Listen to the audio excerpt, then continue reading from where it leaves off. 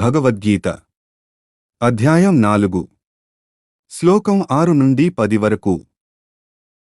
భగవద్గీత అధ్యాయం 4 శ్లోకం 6 అజోపి సన్నవ్యయాత్మా భూతానామీశ్వరోపి సన్ ప్రకృతిం స్వామధిష్టాయ సంభవామ్యాత్మమాయ. సారాంశం: శ్రీకృష్ణుడు జన్మలేనివాడు అయినా అవతారం తీసుకుంటాడు. ఆయన ఆత్మ శాశ్వతమైనది, నాశనం కానిది. సమస్త భూతాలపై ఆయన అధిపతి. తన స్వప్రకృతిని ఆధారంగా చేసుకుని అవతరిస్తాడు. ఇది ఆయన దైవిక మాయాశక్తి ద్వారా జరుగుతుంది.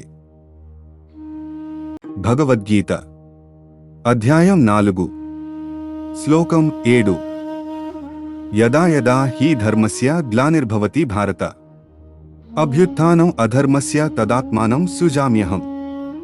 సారాంశం: ధర్మం తగ్గినప్పుడు ప్రపంచంలో అసమతుల్యత ఏర్పడుతుంది. అధర్మం పెరిగి ప్రజలను బాధిస్తుంది. అప్పుడు శ్రీకృష్ణుడు అవతారం తీసుకుంటాడు. ధర్మాన్ని మళ్లీ స్థాపించడానికి ఆయన ప్రత్యక్షమవుతాడు. ఇది భగవంతుని దైవిక కర్తవ్యము. భగవద్గీత అధ్యాయం 4 శ్లోకం 8 పరిత్రాణాయ సాధూనాం వినాశాయ చ దుష్కృతాం ధర్మ సంస్థాపనార్థాయ సంభవామి యుగే యుగే. సారాంశం: సజ్జనులను రక్షించడానికి భగవంతుడు అవతరిస్తాడు. దుష్టులను నాశనం చేయడానికి ఆయన వస్తాడు. ధర్మాన్ని స్థాపించడానికి ఆయన కార్యం చేస్తాడు. ప్రపంచంలో న్యాయం నిలవడానికి అవతారం అవసరం. అందుకే భగవంతుడు ప్రతి యుగంలో అవతరిస్తాడు. భగవద్గీత అధ్యాయం 4 శ్లోకం 9 జన్మ కర్మ చ మే దివ్యం ఏవం యో వేత్తి తత్వతః త్యక్త్వా దేహం పునర్జన్మ నైతి మామేతి సోర్జున. సారాంశం: శ్రీకృష్ణుని జన్మ మరియు కార్యాలు దివ్యమైనవి. వాటి నిజ స్వరూపాన్ని ఎవరైనా తెలుసుకుంటే వారు మరల పునర్జన్మ పొందరు.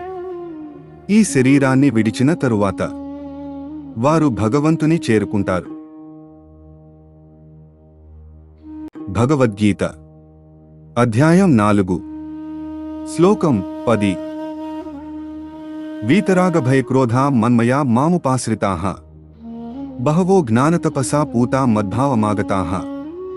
సారాంశం: రాగం, భయం, కోపం విడిచినవారు భగవంతుని ఆశ్రయిస్తారు. వారు తమ మనస్సును భగవంతునిలో నిలుపుతారు. జ్ఞానం మరియు తపస్సు ద్వారా శుద్ధి పొందుతారు. అలా అనేక మంది మహానుభావులు పవిత్రులయ్యారు. చివరికి వారు భగవంతుని స్వరూపాన్ని పొందారు. ప్రతిరోజు భగవద్గీత శ్లోకాల కోసం మా ఛానల్ని సబ్స్క్రైబ్ చేసుకోండి. ఈ శ్లోకం మీకు నచ్చినట్లయితే మిత్రులతో షేర్ చేయండి. జై శ్రీకృష్ణ.